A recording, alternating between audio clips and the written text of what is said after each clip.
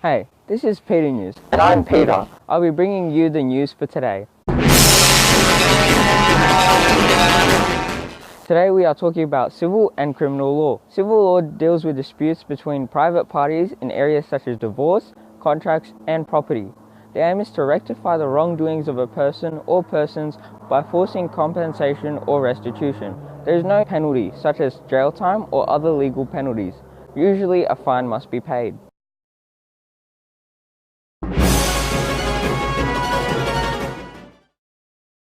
This week's news. A man was allegedly using his phone in a school zone while drunk. Officers saw the man driving while using his phone and was pulled over for a roadside breath test which returned positive at 0.171. The 38-year-old man was arrested and disqualified from driving till 2020 and will suffer fines of $448. Over to Peter to explain the elements of that case.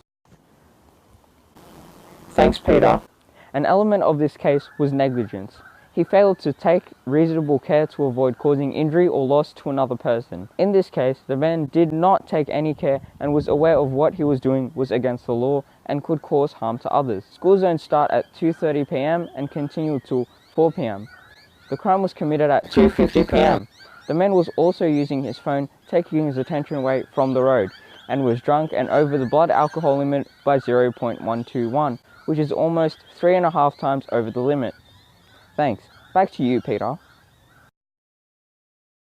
Just in, a man was shot at after driving into his driveway by a man with a bow and arrow.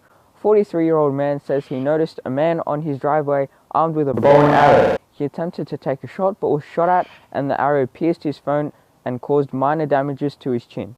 Police came and arrested the 39-year-old who was charged with armed with intent to commit an interdictable offence, assault occasioning actual bodily harm, and malicious damage. Once again, over to Peter. Thank you, Peter. I'm here on the crime scene. An element of this case was mens rea. Mens rea is the mental state of a person's intention to commit a crime.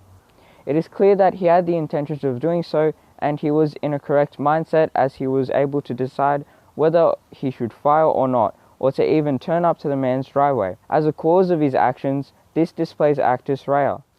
Hi, I'm Statistics Peter, and today we'll be talking about deterrence and the protection of community. The main objective of deterrence is to sentence a person guilty of a crime which ensures a punishment enough to deter the guilty person and others from committing the same or similar crime.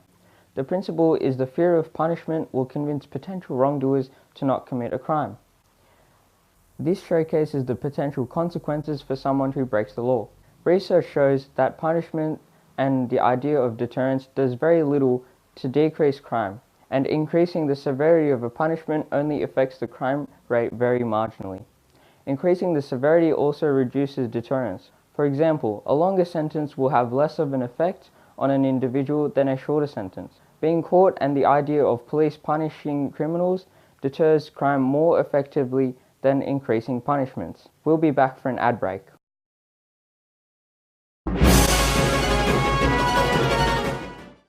Hi, we're back from our ad break. Protection of the community aims to prevent unreasonable behavior that is having a negative impact on the community's quality of life. The offender is incarcerated to protect the community and stop any future crimes. Although this is protecting the community, it negatively affects the offender as it can impact their job status and reputation. It can prevent the offender from getting any certain jobs. The accused must have enough burden of proof against them to be incarcerated, because it could change their life drastically. Thanks, that's all we have for today's news.